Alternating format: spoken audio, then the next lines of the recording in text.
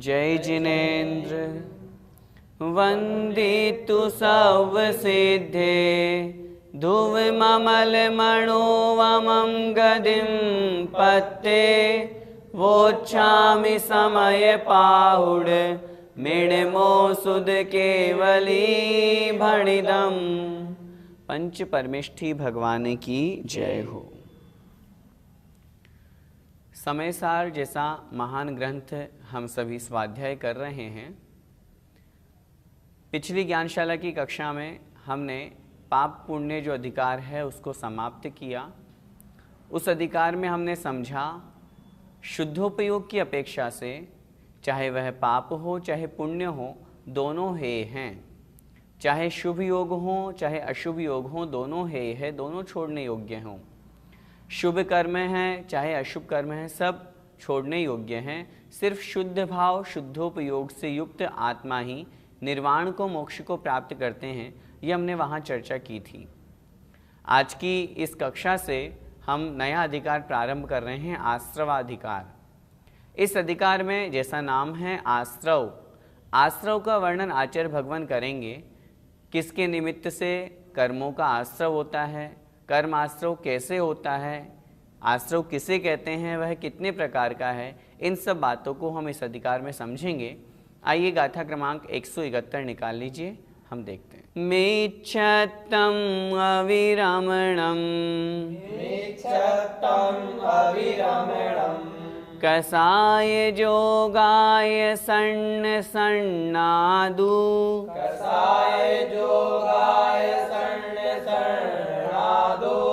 बहुविह भेदा जीवे तस्सेव अनन्य परिणामा। बोलिए मेच्छतं अविरमणं कसाय जोगाय सन्न सन्नादो बहुविह भेदा जीवे तस्सेव अनन्य परिणामा। मेच्छतं अविरमणं कसाय जोगाय सन्न सन्नादो बहुविह भेदा जीवे तस्सेव अनन्य परिणामा। आश्रव के कितने भेद हैं, आश्रव किन किन निमित्तों से होता है, उसकी क्या हेतु है, ये इस गाथा में बतला रहे हैं। समझें। मिच्छत्तम अविरमणम, मिच्छत्तम अर्थात मिथ्यात्व, अविरमणम अर्थात अविरति, व्रतों को ग्रहण नहीं करना। कसाय जोगा ये अर्थात और, कसाय अर्थात कषाय, क्रोधादि जो 4 कषाय कही गई हैं वे, जोगा अर्थात योग, मन वचन काय। मुख्यतया ये 4 प्रत्यय 4 हेतु यहाँ पर आश्रव के बतला रहे हैं। मिथ्यात्व, अविरति, कषाय और योग। ये जो 4 प्रत्यय हैं ये सन्न सन्नादु, सन्न अर्थात चेतन, सन्ना अर्थात अचेतन, दो प्रकार के हैं। ये जो 4 प्रत्यय हैं ये चेतन रूप भी हैं और अचेतन रूप भी हैं। इस अपेक्षा से 2 प्रकार के हैं।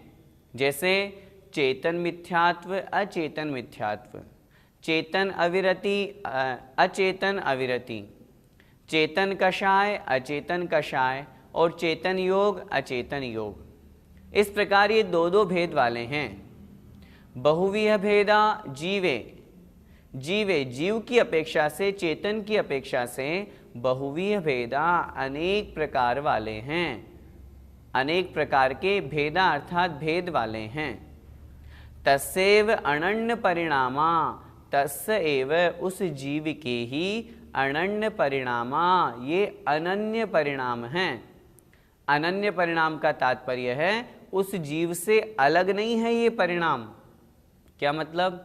मतलब ये जो मिथ्यात्व, अविरति, कषाय और योग जो कहे गए हैं, ये जीव से अन्य परिणाम नहीं है, ये जीव के ही परिणाम हैं, जीव रूप ही परिणाम हैं। दोनों में अभेद दृष्टि है। यहाँ जीव अलग हो और मिथ्यात्व रूप परिणाम अलग हो, ऐसा नहीं है। इसलिए आचार्य महाराज कह रहे हैं जीव की अपेक्षा से अनेक भेद वाला है वह मिथ्यात्व आदि जो भेद कहे गए हैं आश्रव के, वो जीव की अपेक्षा से, चेतन के परिणाम की अपेक्षा से अनेक भेद वाले हैं। और वे जो परिणाम हैं, वे जो निमित्त हैं, वे उस जीव के ही हैं। उस जीव से वे अनन्य परिणाम वाले होते हैं, अर्थात अभेद रूप परिणाम हैं। कहने का तात्पर्य ये है, मुख्य रूप से यहाँ पर 4 भेद कर दिए, और जब हम अन्य भेदों की चर्चा करेंगे तो इन्हीं के अंतर्गत और भी अनेक प्रकार के भेद, जैसे मिथ्यात्व 5 प्रकार का, अविरति 12 प्रकार की, कषाय मूल रूप से 4, उत्तर भेद करेंगे तो 25 प्रकार की, योग 3 प्रकार का। इस प्रकार उत्तर भेद करेंगे तो इस प्रकार भेद बनते हैं। उसके अलावा जब जीव की अपेक्षा से बात करेंगे तो जितने जीव उतने परिणाम, और जितने परिणाम उस निमित्तों से कर्मों का आश्रव। संख्यात, असंख्यात, अनंत, क्योंकि प्रत्येक जीव के परिणाम की अपेक्षा से यहाँ पर कर्मों का आश्रव है। इसलिए आचार्य महाराज ने यहाँ पर शब्द का प्रयोग किया, बहुविह भेदा, अनेक प्रकार के भेद वाले हैं। एक बार फिर से गाथा का अर्थ देखें। मिच्छत्तम अविरमणम, मिथ्यात्व और अविरति, कसाय जोगाय, कषाय और योग, ये सन्न सन्नादु, चेतन रूप और अचेतन रूप 2 प्रकार के हैं। मिथ्यात्व 2 प्रकार का, चेतन रूप मिथ्यात्व, अचेतन रूप मिथ्यात्व। इसी प्रकार अन्य में भी लगा लेना चाहिए। बहुवीय भेदा जीवें, जीव में ये जो आश्रव के हैं भेद, ये बहुवीय अनेक प्रकार के हैं। तस्सेव अनन्य परिणामा, ये जो परिणाम हैं ये जीव के अनन्य हैं, जीव से अलग नहीं हैं, जीव के साथ में ही मिले हुए हैं, जीव के ही परिणाम हैं। इसलिए यहाँ पर आचार्य ने कहा अनन्य, अर्थात अभेद रूप परिणाम हैं। इस प्रकार समझना चाहिए। गाथा का भावार्थ देखें। मिथ्यात्व, अविरति, कषाय और योग, ये भाव प्रत्यय और द्रव्य प्रत्यय के रूप में चेतन और अचेतन 2 प्रकार के हैं। जो चेतन के विकार हैं वे जीव में अनेक प्रकार के भेद वाले हैं। जितने जीव के परिणाम उतने कर्मों का आश्रव, उस प्रकार से। और वे जीव के ही अनन्य परिणाम हैं, जीव से अलग नहीं हैं। जैसे हमारे से यह पुस्तक अलग हैं, वैसे वे मिथ्यात्व आदि परिणाम जीव से अलग नहीं हैं, बल्कि जीव में ही हैं, जीव के ही हैं। ये यहाँ पर हमें समझना चाहिए। आश्रव की परिभाषा आचार्यों ने शास्त्रों में लिखी। कार्मण वर्गणाओं का कर्म रूप में परिणत होकर के आने का नाम है आश्रव। जीव के परिणामों का निमित्त प्राप्त करके अथवा योग आदि के निमित्त से मन वचन काय में चंचलता हुई, आत्म प्रदेशों में परिस्पंदन हुआ, उस निमित्त से जो कार्मण वर्गणाएं, जो पुद्गल का एक भेद होती हैं, उन कार्मण वर्गणाओं का कर्म रूप में परिणमन हुआ, वे कर्म बनी और कर्म बन करके आत्मा के साथ में आए, आत्मा के अंदर आना, उसका नाम है आश्रव। यह आश्रव 2 प्रकार का होता है, द्रव्याश्रव, भावाश्रव। जब हम द्रव्याश्रव की बात करेंगे तो वे जो कार्मण वर्गणाएं कर्म रूप में परिणत हुई, वे कर्म रूप में परिणत होकर के जो आत्मा में आई, उनका नाम है द्रव्याश्रव। और वे जो कार्मण वर्गणाएं कर्म रूप में परिणत हुई और आकर के आत्मा के साथ में बंधी, आत्मा के साथ में उनका आना हुआ, वो जिन निमित्तों से हुआ, आत्मा के जिन परिणामों से हुआ, वे परिणाम, वे भाव कहलाए भावाश्रव। इस प्रकार से आश्रव के 2 भेद समझना चाहिए, द्रव्याश्रव, भावाश्रव। आत्मा के जिन परिणामों से कर्म आते हैं वह कहलाता है भावाश्रव, और कर्मों का आना यह कहलाता है द्रव्याश्रव। भैया जी, जीव मिथ्यात्व अजीव मिथ्यात्व से क्या समझना चाहिए? शब्द से अर्थ निकालें। जीव मिथ्यात्व, मिथ्यात्व रूप जो जीव के परिणाम हैं वे कहलाते हैं जीव मिथ्यात्व। अभी जो हमने चर्चा की थी पिछले प्रश्न में, द्रव्याश्रव और भावाश्रव, वही बात यहाँ पर ग्रहण करना है। जब हम जीव मिथ्यात्व की बात करेंगे तो जीव अर्थात आत्मा, आत्मा के जो परिणाम कर्मों के मिथ्यात्व रूप में हैं, मिथ्यात्व रूप जो आत्मा के परिणाम हैं, वह कहलाता है जीव मिथ्यात्व, जिसे हम कह सकते हैं भावाश्रव। और जो कार्मण वर्गणाएं कर्म रूप में परिणत हुई, वो जो कर्म था वो मिथ्यात्व रूप में बना, कार्मण वर्गणाएं मिथ्यात्व रूप कर्म में परिणत हुई, वह कहलाएगा अजीव मिथ्यात्व अथवा अचेतन मिथ्यात्व अथवा द्रव्याश्रव। इस प्रकार इन दोनों में अंतर है। इन दोनों से हमें यह समझना चाहिए, आत्मा के जो परिणाम हैं वे चेतन हैं, इसलिए वहाँ पर उन परिणामों की अपेक्षा से अगर वो मिथ्यात्व रूप हैं तो मिथ्यात्व जीव, यदि वह कषाय रूप में हैं तो जीव कषाय रूप परिणाम, और जब उन परिणामों के निमित्त से जो कर्म आए वे कहलाएंगे अजीव मिथ्यात्व अथवा अजीव कषाय। अजीव अर्थात पुद्गल, कार्मण वर्गणाएं पुद्गल हैं, वे कषाय रूप में परिणमित हुई, यह कहलाया अजीव मिथ्यात्व अथवा पुद्गल मिथ्यात्व। भैया जी, इस गाथा में सर्ण शब्द से क्या तात्पर्य है?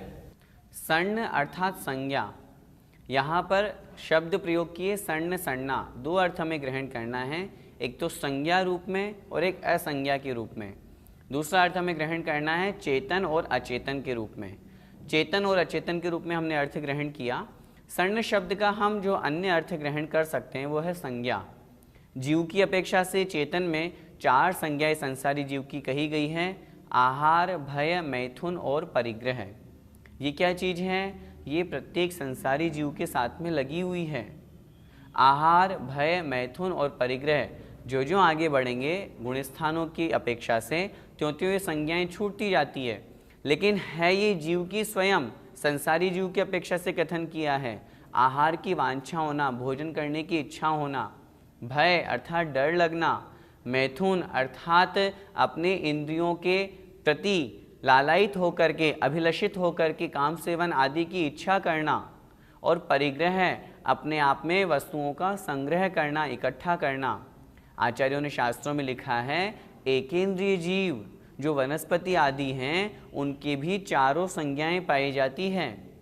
पंचेंद्रिय की तो क्या बात करें, उसके तो होंगी ही होंगी। तो इस प्रकार संज्ञा से यहाँ 4 जो संज्ञाएं कही गई हैं उनको भी हम ग्रहण कर सकते हैं, उनके निमित्त से भी तो कर्मों का आश्रय होता है। इसलिए आचार्य जयसेन स्वामी महाराज ने यहाँ टीका में सर्ण शब्द से संज्ञा अर्थ ग्रहण करके आहार, भय, मैथुन, परिग्रह इनको भी यहाँ पर ग्रहण किया है, वो भी हमें समझनी चाहिए। भैया जी, तो फिर असंज्ञा से क्या समझे? जिस प्रकार अभी हमने समझा, वैसे तो 2 अर्थ हमने जो चेतन और अचेतन रूप में ग्रहण किए वो तो ग्रहण करना ही है। उसके अलावा जब हम दूसरे अर्थ ग्रहण करते हैं तो संज्ञा से तात्पर्य जो 4 संज्ञाएं कही गई हैं, आहार, भय, मैथुन और परिग्रह। असंज्ञा से तात्पर्य 3 प्रकार की असंज्ञा आचार्यों ने यहाँ पर लिखी। यह लोक की वांछा, परलोक वांछा और कुधर्म की वांछा, ये 3 प्रकार की असंज्ञाएं कही। क्या तात्पर्य है इनका?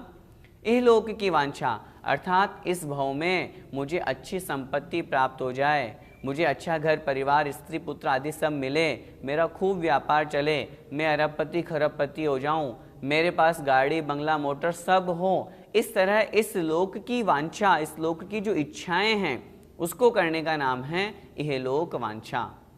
परलोक वांछा अर्थात भगवान या जिनसे भी हम प्रार्थना करें, मन में भावना भाएं, मुझे अगले भव में जहाँ भी मैं जन्म लूँ वहाँ सुख संपत्ति ऐश्वर्य सब कुछ बहुत अच्छा हो, सब मुझे प्राप्त हो। इस तरह की जो भावना है वह कहलाती है परलोक वांछा। कुधर्म की वांछा, कुधर्म अर्थात खोटा धर्म जो सच्चा नहीं है उसकी भी वांछा करना। मन में प्रश्न हो सकता है, क्या ऐसा भी होता है कि कोई व्यक्ति कुधर्म की वांछा करता है? उत्तर मिलेगा हाँ, जो मिथ्या दृष्टि जीव होते हैं या जिन धर्म पर सच्चा श्रद्धा नहीं होता वे इस तरह की वांछा करते हैं अथवा कर सकते हैं।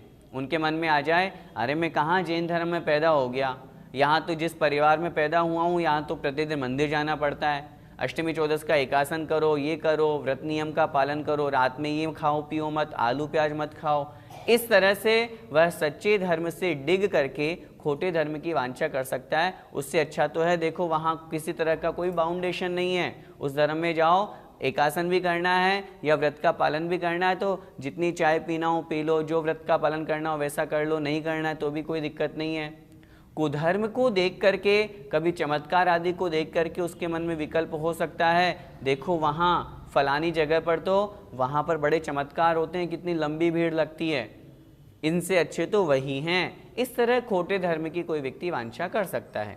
इसलिए असंज्ञा की अपेक्षा से यहाँ पर ये 3 प्रकार की वांछा कही गई है। इनके निमित्त से भी तो कर्मों का आश्रय होता है। इसलिए आचार्यों ने यहाँ टीका में संज्ञा और असंज्ञा का ये अर्थ भी ग्रहण किया है। इस गाथा का पद्यानुवाद देखें। मिथ्यात्व ओ अविरति को कषाय योग, ये हैं अचेतन सचेतन से त्रियोग, संयोग रूप जड़ है पुण्यात्म रूप, होते अनेक विध हैं अघ दुख कूप।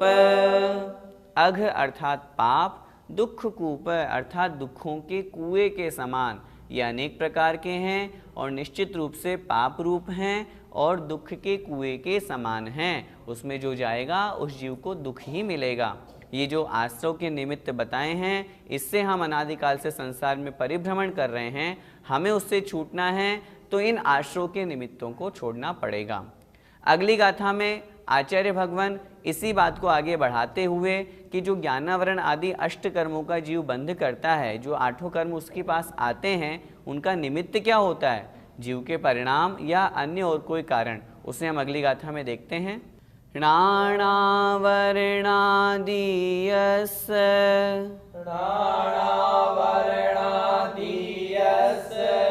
ते दुःखमस्य कारणं होन्ति,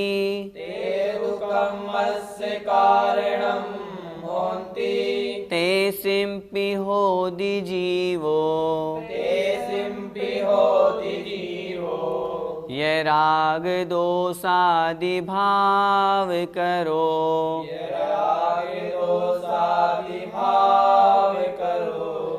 बोलिए। नाणावरणादियस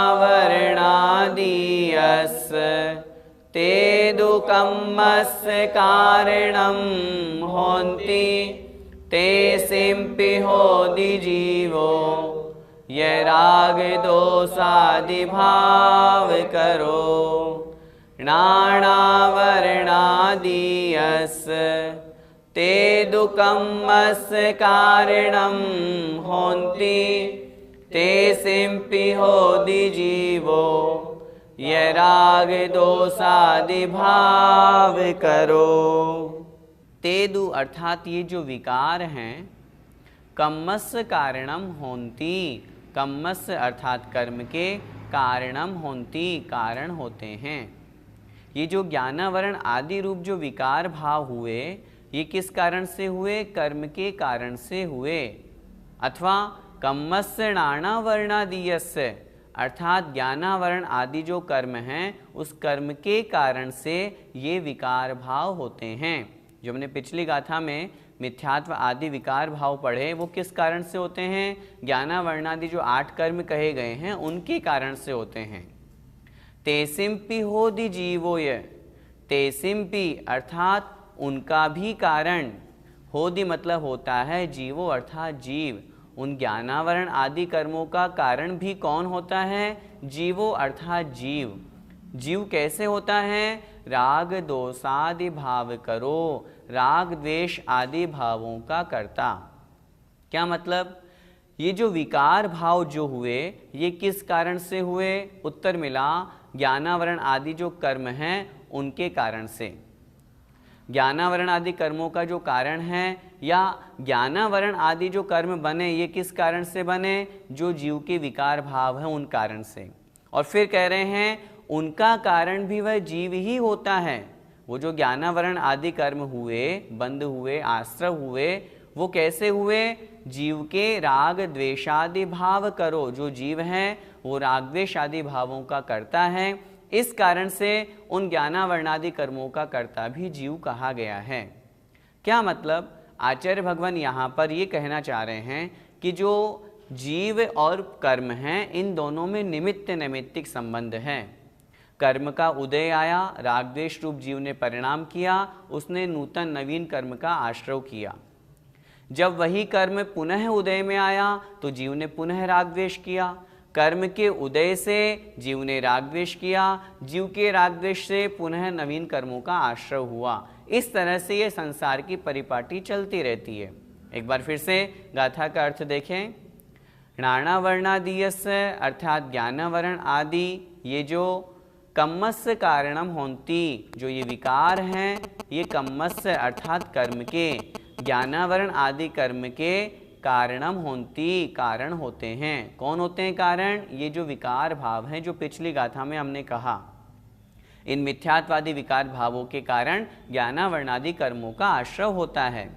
तेसिम्पि होदि जीवोय, अर्थात और वह जीव भी उनका कारण होता है। उन ज्ञानावर्णादि, उन रागद्वेष आदि का कारण कौन? जीव। क्यों? राग दोषादि का भाव करो, अर्थात रागद्वेष आदि जो भाव हैं वो जीव ने स्वयं किए हैं, उनका कर्ता यह जीव है, इसलिए वहाँ पर जीव को उनका कर्ता कहा गया है। गाथा का भावार्थ देखें। जो मिथ्यात्व आदि पुद्गल के विकार हैं वे ज्ञानावरण आदि कर्मों के निमित्त हैं। उन मिथ्यात्व के कारण से ज्ञानावरण आदि कर्मों का बंध हुआ। उन मिथ्यात्व आदि अचेतन विकारों का निमित्त कौन है? तो कह रहे हैं रागद्वेष आदि भावों का कर्ता जो जीव है वही उनका निमित्त है, ऐसा समझना चाहिए। क्या जी, क्या द्रव्य कर्म के उदय से नियम से नवीन कर्म का बंध होता है? जब यह जीव अपने शुद्ध आत्मद्रव्य रूप परिणामों को छोड़ देता है, तब उस समय इस जीव के द्रव्य कर्म के उदय के निमित्त से नवीन कर्मों का बंध होता है। नवीन कर्मों का बंध कैसे? जीव के उदय, तो किसी भी कर्म का उदय प्रति समय उस जीव के कर्मों का उदय हो रहा है, लेकिन जब वही जीव निर्विकल्प समाधि में स्थित होता है, जब वह रागद्वेष रूप विकारों से दूर होता है, उन कर्म के उदय में न राग करता है न द्वेष करता है, तब उस समय उस जीव के नवीन कर्मों का बंध नहीं होता। अब यहाँ पर कोई प्रश्न कर सकता है, तो फिर तो द्रव्य कर्म का जो उदय है ये कर्मों का बंध नहीं कराता। उत्तर मिलेगा, निश्चित रूप से नहीं कराता उनके लिए जो निर्विकल्प समाधि में स्थित हैं। जो निर्विकल्प समाधि से च्युत हैं, भ्रष्ट हैं, अर्थात शुद्धोपयोग में लीन नहीं हैं, ऐसे वे मुनि महाराज हों, चाहे कोई से भी जीव हों, चाहे चारों गति के जीव हों, मनुष्य हों, वे सभी जीवों के लिए नवीन कर्म बंध नियम से होता ही होता है। इसलिए हमें समझना है नवीन कर्मों का बंध शुद्धोपयोग से युक्त। क्यों? क्योंकि वहाँ पर अति कषाय मंद हैं। मंद कषाय होने के कारण से अथवा कर्णानुयुग की अपेक्षा से कषाय रहित होने के कारण से उस जीव के नवीन कर्म का बंध नहीं होता। यदि हम ऐसा नहीं मानेंगे तो फिर तो संसार का ही अभाव समाप्त हो जाएगा, फिर तो संसार कभी समाप्त ही नहीं होगा, फिर तो मोक्ष मिलेगा ही नहीं।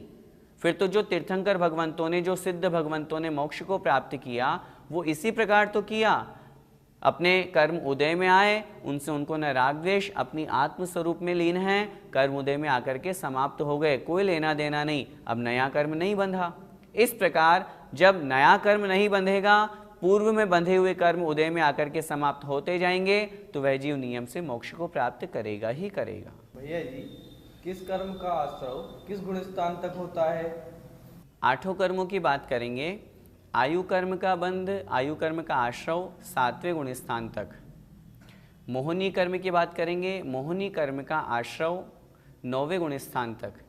वेदनीय में 2 भेद हम करते हैं, साता वेदनीय और असाता वेदनीय। साता वेदनीय का आश्रय 13वें गुण स्थान तक और असाता वेदनीय का आश्रय 10वें गुण स्थान तक। शेष जितने भी कर्म हैं, ज्ञानावरण आदि, इन सभी कर्मों का आश्रय 10वें गुण स्थान तक होता है। जो जो इन गुण स्थान को हम पार करते जाते हैं, त्यों त्यों तन निमित्त उन कर्मों का आश्रय रुक जाता है। इस प्रकार गुणस्थान की अपेक्षा से भी हमें यह आश्रय समझना चाहिए। इस संबंध में आचार्य श्री का पद्यानुवाद पढ़ते हैं।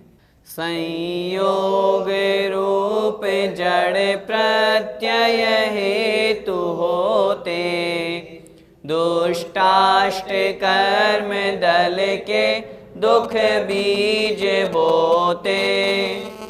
त्यागादिमान उनके पुनि हेतु होते तभी नित दुखी जग जीव रोते। जय जिनेन्द्र।